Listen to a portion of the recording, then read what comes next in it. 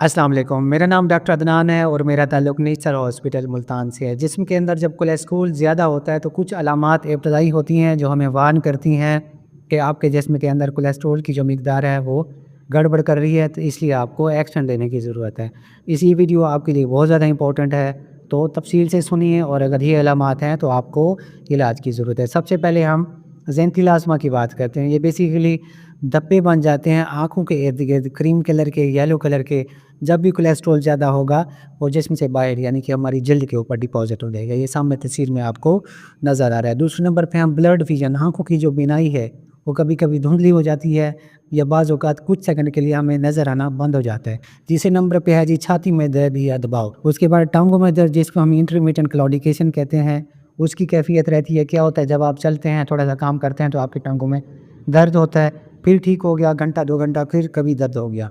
तो इसको हम कहते हैं इंटरमिटेंट क्लॉडिकेशन। बेसिकली कोलेस्ट्रॉल ज़्यादा है, नालियाँ तंग हैं, वहाँ पे ऑक्सीजन नहीं पहुँच रही, आरबीसीज़ नहीं पहुँच रहे सही से, तो क्या हो रहा है हमारे पट्टे दर्द कर रहे हैं। अगले नंबर पे हम सर का बोझलपन या चक्कर आना की बात करते हैं।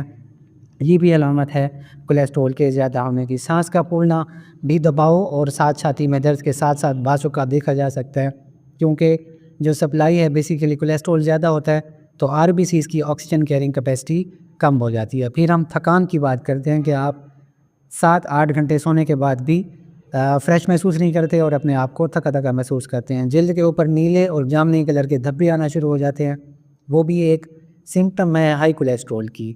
पाल्पिटेशंस की हम बात करते हैं, दिल की धड़कन बेतरतीब या ज़्यादा हो जाती है और ऐसा महीने में 2-3 बार हो जाता है। अगर इस तरह के मसाइल हैं तो आपको अपना टेस्ट करवाने की ज़रूरत है और आपका जो टोटल लिपिड प्रोफाइल है उसकी इवैल्यूएशन की ज़रूरत है। जो आपका एलडीएल है वो 100 मिलीग्राम पर डेसीलीटर से कम होना चाहिए। एचडीएल आपका मर्दों में 40 और फीमेल्स में, औरतों में 50 से ज़्यादा होना चाहिए। यहाँ पे हम ट्राइग्लिसराइड्स की बात करते हैं, वो आपके 150 मिलीग्राम पर डेसीलीटर से कम होने चाहिए।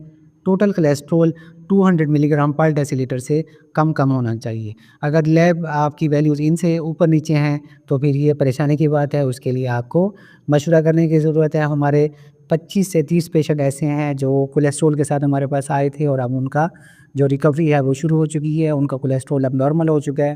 तो आप भी अगर आपको इस तरह के मसाइल हैं तो अपने कोलेस्ट्रॉल को लाज़मी ठीक कर लें ताकि आपको दिल का दौरा, इस्कीमिक हार्ट डिज़ीज़, फालज जैसे मसाइल ना हों। शुक्रिया, अल्लाह हाफ़िज़।